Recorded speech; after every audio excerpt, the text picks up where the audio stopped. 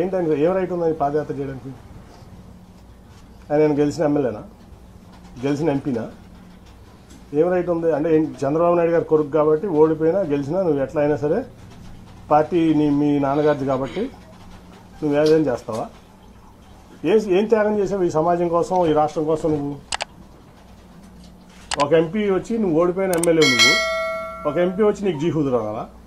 గెలిచిన ఎంపీ, యాంటీవేవ్లో గెలిచిన ఎంపీ నీ యోగాలో నేను పాల్గొనాలా? ఎట్లా పాల్గొంటాను?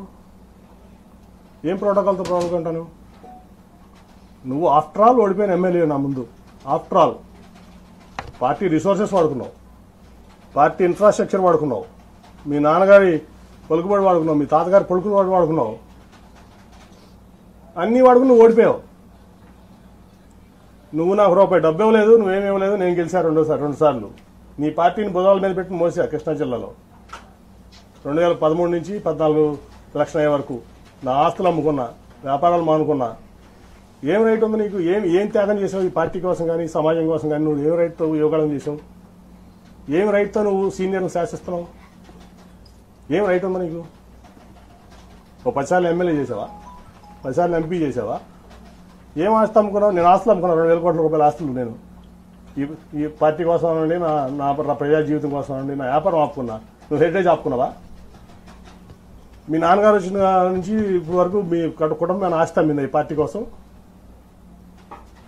ఏం త్యాగాలు చేశారని నువ్వు యువకడం చేస్తావు? మమ్మల్ని ఎట్లున్నామంటావు? ఏం రైట్ ఉంది నీకు? అదే కాకుండా ఆయన ఒక విషయం చెప్పారు, నారా లోకేష్ గారి స్థాయి ఏంటని. ఒక్కడి గుర్తుంచుకో నాని గారు, ఆయన ఒక మాజీ ముఖ్యమంత్రి మనవడు, ఒక ముఖ్యమంత్రి తనయుడు.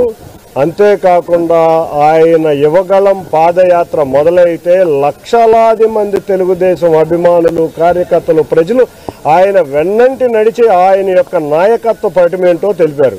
మన కుటుంబం స్థాయి ఆ కుటుంబాలని విమర్శించే స్థాయి కాదు, మనం ఆయన్ని విమర్శించే స్థాయిలో మనం లేవు.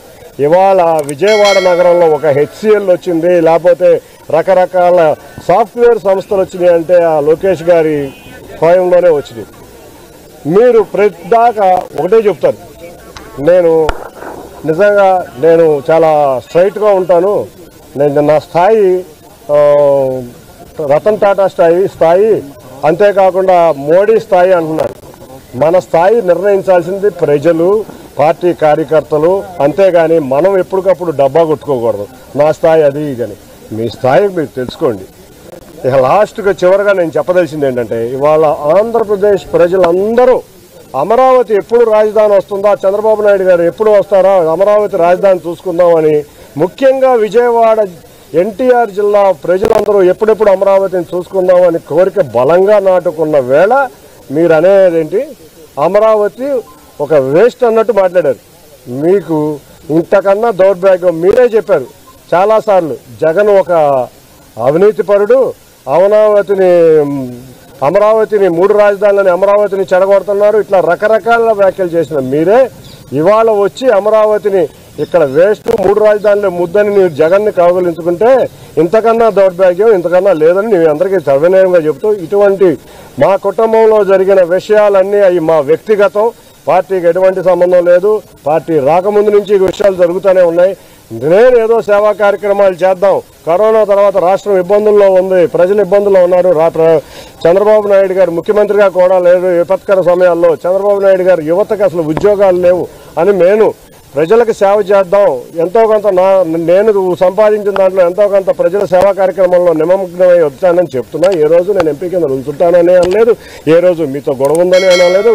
మీరు పలుమార్లు మీడియాల్లో నన్ను చులకనగా మాట్లాడినా కూడా కుటుంబ బాధ్యత కింద నేను ఎక్కడా కూడా విస్మరించకుండా నేను అనేది ఇంతవరకు చెప్పలేదు. కానీ మా ప్రజలు కానీ, మా కార్యకర్తలు కానీ, ఇవాళ మా తెలుగుదేశం కుటుంబం కానీ, మీరు చంద్రబాబు నాయుడు గారిని, లేకపోతే తెలుగుదేశం పార్టీని, లేకపోతే తెలుగుదేశం కార్యకర్తలు, తెలుగుదేశం సంస్థాగతంగా నిర్మించుకున్న పార్టీని మీరు విమర్శిస్తుంటే ఎవరో ఊరుకోరు.